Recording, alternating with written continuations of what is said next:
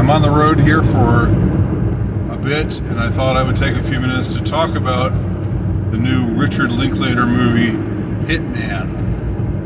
I did not react to this movie like I thought I would,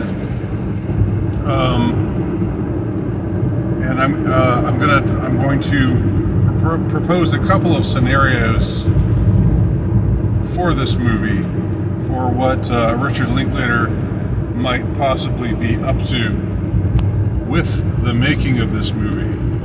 First of all, I am in general a Richard Linklater fan. I've said before that Slacker, his first movie ever, Slacker, is one of my favorite films, and I've liked other things that he's done. I know that he's talented, but I did not like this movie. I was expecting to enjoy it. I didn't know if it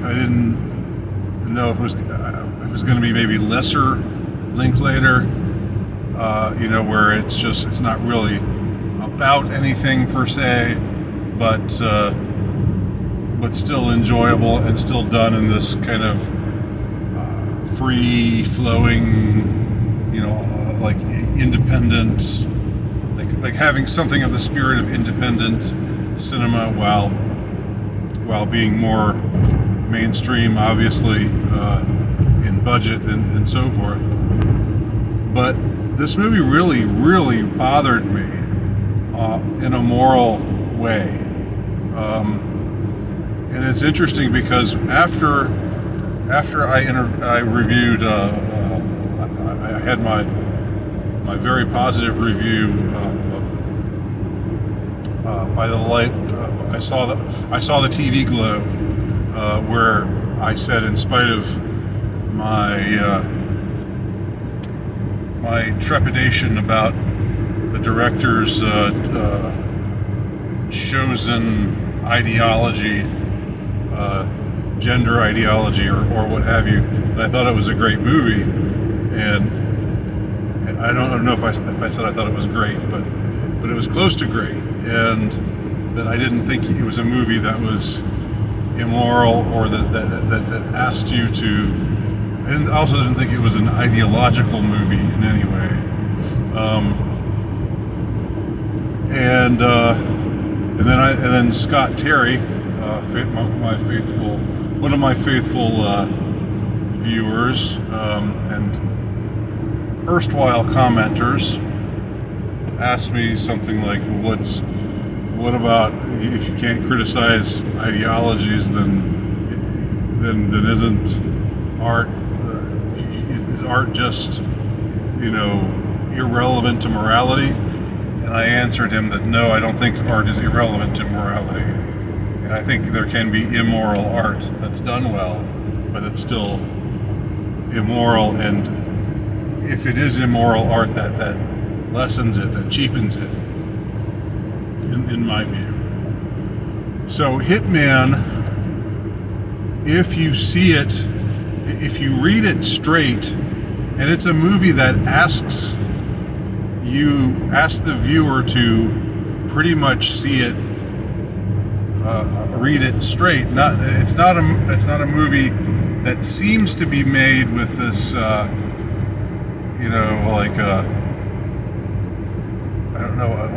with a secret meaning beneath the more plain meaning. It doesn't seem to have that kind of subtlety to it, or if it does, it's definitely not winking at the audience in any way. It's asking the audience to go along with everything that the protagonists do, and to feel happy for them that they get away with it. There'll be spoilers here, so if that's going to bother you, then I guess see the film first. But I don't know if the film is really worth watching, so I would say that it's not. I'm not a fan of Richard Linklater's Hitman. The only thing that's holding me back from being really scathing is that I wonder if Linklater is maybe pulling a fast one on the audience, and if he knows that he is, but that he's just being sly about it. I think Linklater is someone who's capable of doing something like that. He's made movies before where certain things are not emphasized, but if you pay attention to them, you see, oh wow, that takes my interpretation of this in a whole different direction. I remember being at first really repelled by his second movie ever made, Dazed and Confused. It was the movie he made right after Slacker, and I remember after I saw it, I was so disappointed. And I feel sort of similar in this case, although since then I've had a reappraisal of Dazed and Confused, and I think that the people who watched it and just thought, oh well, this is really cool, it's in the 70s, and all these kids are really cool, and they're partying and drinking and doing drugs and having sex and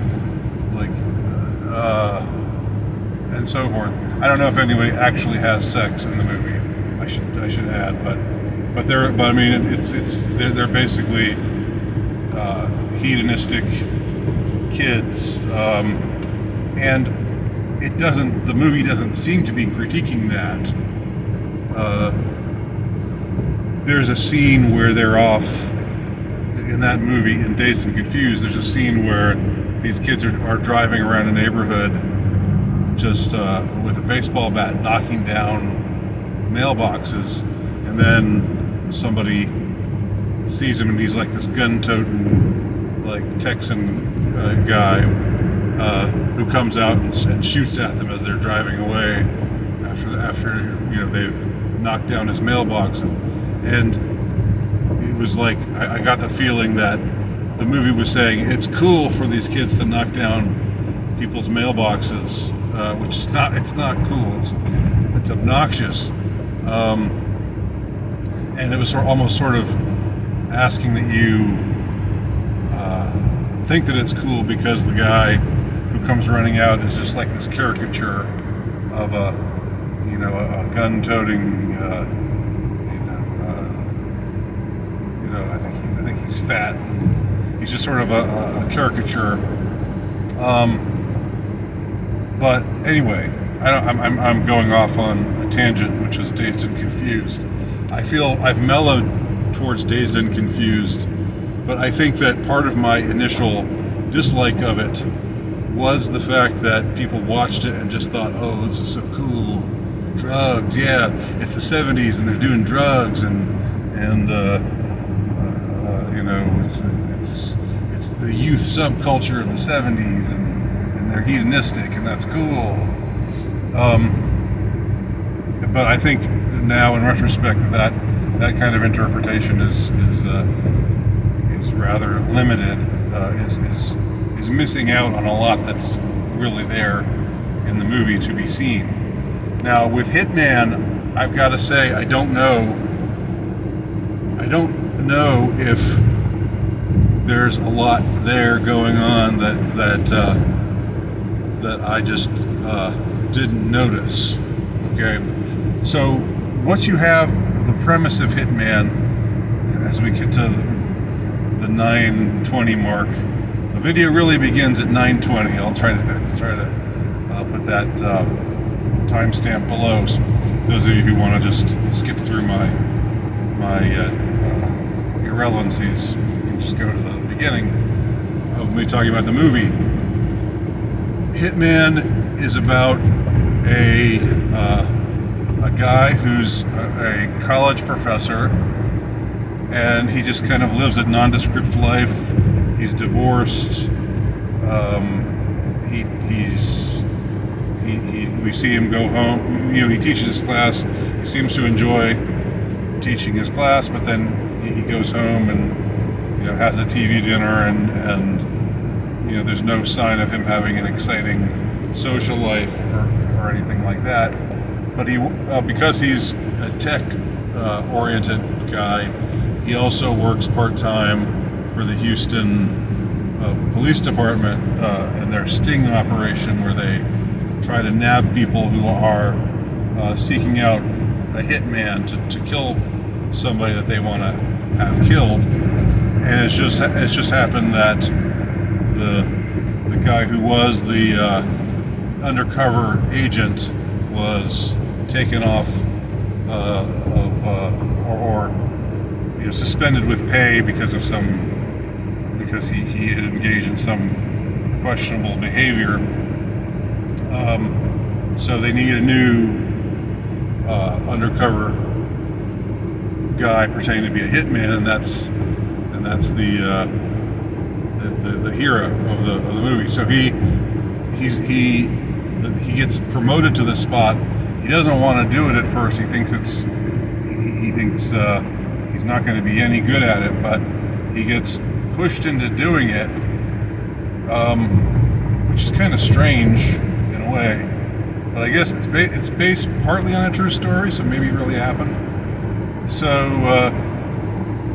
he takes it. He takes up this job as an undercover agent, whose job is to pretend to be a hitman and talk to these people and get them to incriminate themselves. While he's wearing a wire, get them to say, "Yeah, I'm going to give you money, and I want you to kill this person."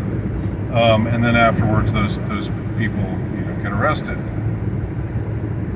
And he finds that he's really got a knack for this job. He can play a tough guy really well, and he styles his wardrobe differently. There's a montage sequence where we see him styling his wardrobe and his hairdo and various other things, depending on who he's talking to, what social strata they're from, and what kind of what kind of a guy they envision an effective hitman to be.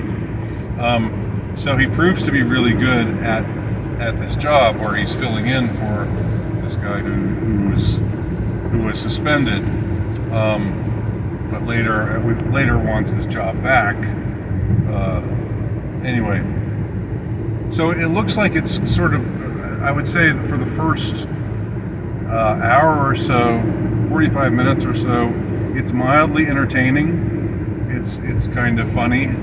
The montage sequence is kind of funny. But then when we really get to the meat of the story is where things turn unpleasant to me. Now, what I found is that other people apparently really like it, and but I really don't, and I'll explain why here. So he meets up on one day. He meets up with this beautiful woman, and she wants to kill her husband. She wants him to kill her husband, but she kind of gives the impression that he's abusive or that he's controlling, and all this kind of stuff, and he talks her out of it because he likes her, because he's attracted to her. He doesn't want to incriminate her the way that he's done all these other people. He doesn't not incriminate, but he doesn't want to, get on tape her saying incriminating things so that she'll go to prison. He ends up talking her out of it, and all of his companions are the people who are sitting nearby in the truck with the listening devices tuning into their conversation, say, "What the hell was that?" And he doesn't really tell them, but he ends up romantically being with this woman who still thinks he's a hitman.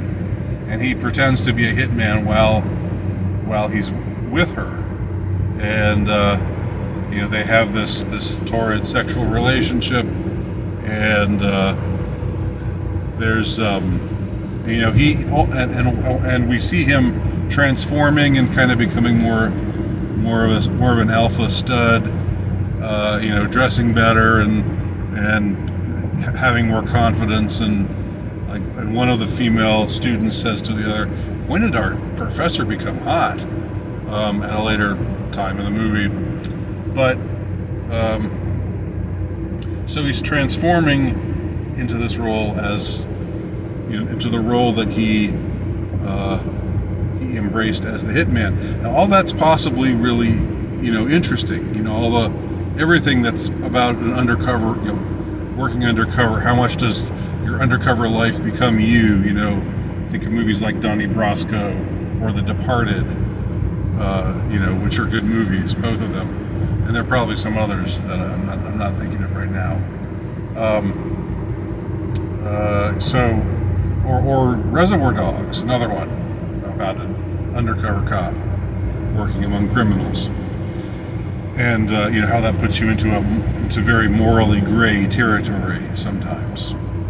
So the problem is the way this movie ends, and I don't know. I've already been more verbose than I cared to be, so I'm not going to go into great detail about it. But what happens at the end of the movie is that the hero becomes complicit in two actual murders. Now, the first murder that he becomes complicit in is one where he his sort of girlfriend. I say sort of girlfriend because they were just planning to just keep it purely physical, but of course they both like each other, and blah blah blah, all that romantic shit. So the husband tries to recruit him, or becomes an undercover person, or goes to him, and her ex-husband, whom she divorced on his counsel, we find out also wants to put a contract killing out on his wife, and tries to talk to the hero in an undercover position about this. So once the wife finds out, or the ex-wife finds it, or they're in the process of divorcing, it's not clear, finds out that he wanted to hire a hitman to kill her, she ends up revealing to him that she killed him. This guy ends up dead. Her ex-husband winds up dead, and he talks to her about it, finds out that she killed him because he was going to kill her. But then again, she was going to kill him, right? Before the guy, the main character, the hero, the anti-hero, more like, talked her out of it. So really, where's the moral high ground there? We see a couple of scenes with this guy, and he seems like he's possibly a hot-headed jerk. He seems, controlling. He seems like, not a very pleasant guy. But the idea that she just murdered him, and that he's going to go along with that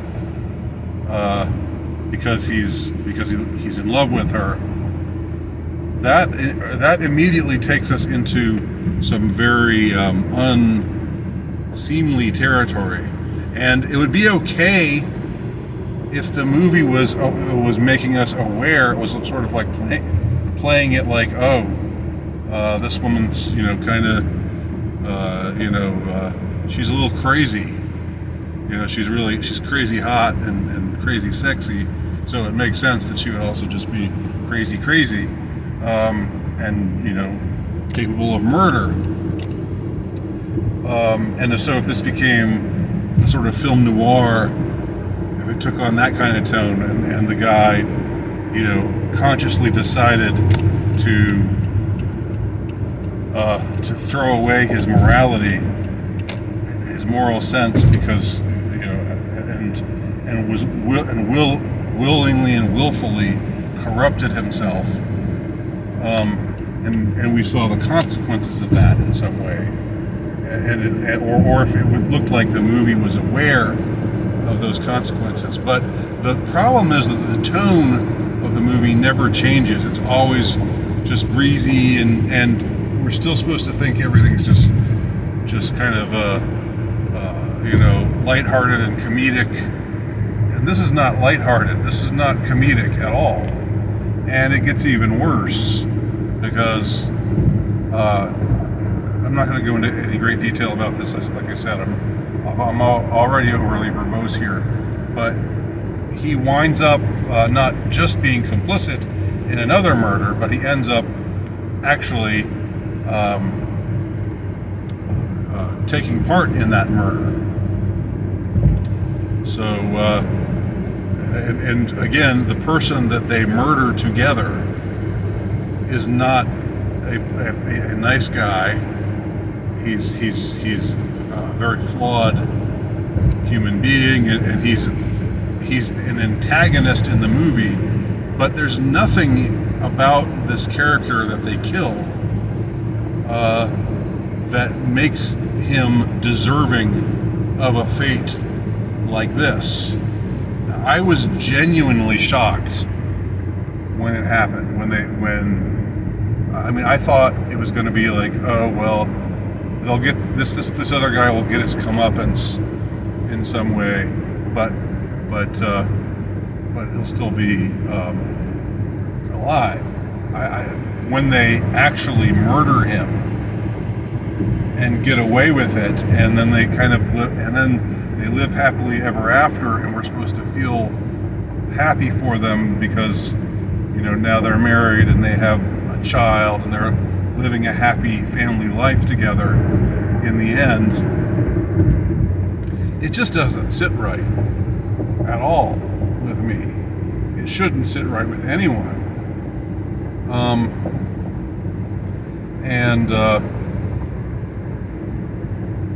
Again, this is either an evil movie. There's also a really rather grating scene near the end where the hero / anti-hero, in his role as professor, is giving this kind of monologue to his class near the end of the movie, and he talks about how he used to believe in moral absolutes, but not really so much anymore. So it's like the whole thing with identity, where he's become this other man, who's much more confident and sexier and more appealing to women and all these kinds of things, and so it's made him like he's been corrupted.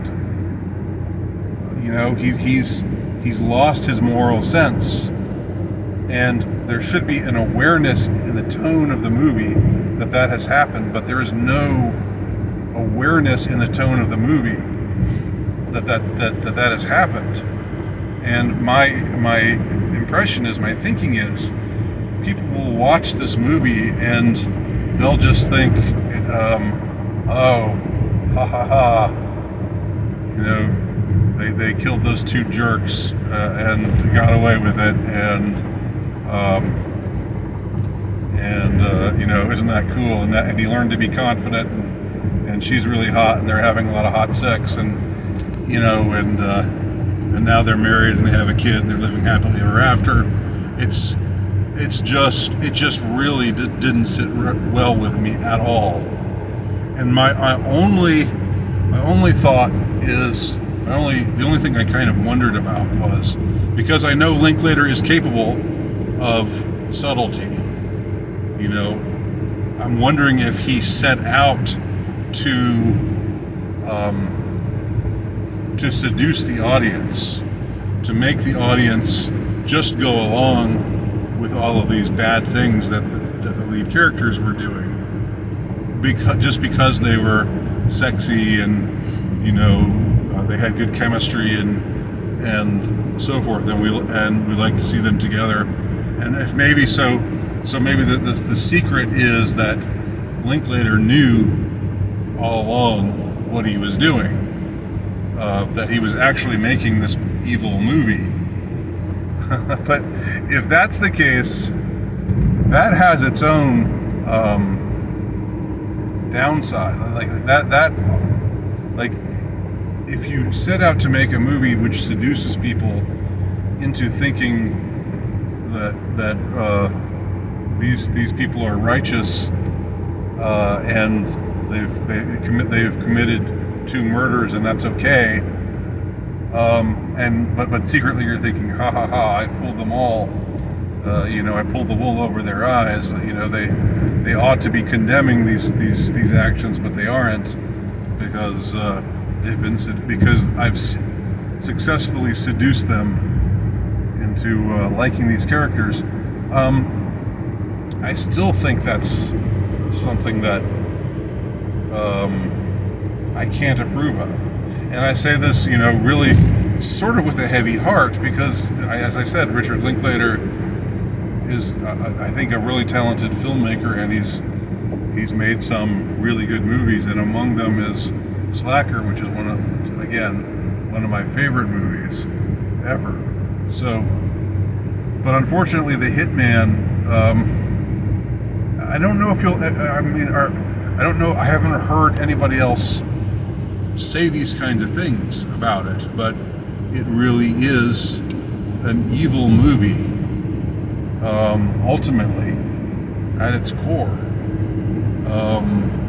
Again, whether it was made unthinkingly or whether it was made, with some sort of irony,